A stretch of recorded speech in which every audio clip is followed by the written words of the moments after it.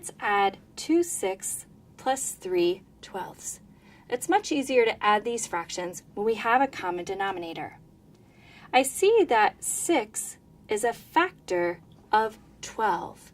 6 times 2 equals 12.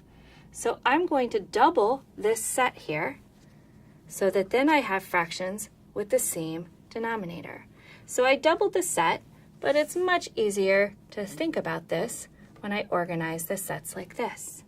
So I can see that 2/6 is equivalent to 4/12. Now it's time to do some adding. I'm going to add the parts of the fraction, but I'm always making groups of 12 because that's my denominator. So let's go ahead and add 1, 2, 3, 4, 5, 6, 7, 8, 9, 10, 11, 12. So when I have, and then these are all just holding place, those all represent 0.